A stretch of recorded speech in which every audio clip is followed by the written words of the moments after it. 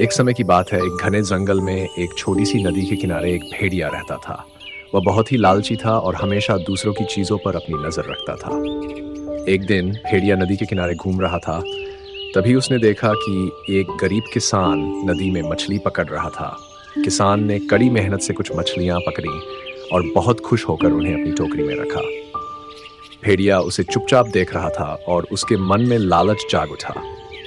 वह सोचने लगा, क्यों न मैं इस किसान से सारी मछलियां छीन लूं। वह अकेला है और मुझसे कमजोर भी। भेड़िया ने किसान के पास जाकर कहा।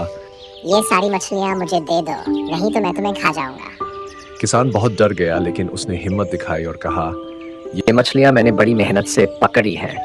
कृपया आप मुझे और मेरी मेहनत को सम्मान दें।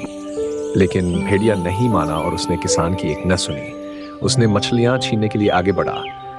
लेकिन ठीक उसी समय एक बड़ा सा भालू वहां पहुंचा। भालू ने भेड़िए की लालची प्रवृत्ति देखी और उसे एक सबक सिखाने का निश्चय किया। भालू ने भेड़िए को डांटते हुए कहा, लालच बुरी बला है। तुम्हें दूसरों की मेहनत का सम्मान करना चाहिए और उनकी चीजों पर अपना हक जताने की बजाय खुद मेहनत करनी चाहिए। भेड़िया भालू की बात सुनकर शर्मिंदा हुआ और उसने किसान से माफी मांगी। उस दिन के बाद वह कभी भी लालच में नहीं आया और सभी जीवों के साथ मित्रवत रहने लगा। कहानी से सीख। ये कहानी हमें सिखाती है कि लालच में आकर दूसरों की मेहनत पर नजर डालना गलत है। हमें हमेशा दूसरों की मेहनत का सम्मान करना चाहिए और अपनी मेहनत से जीवन में आगे बढ़ना चाहिए।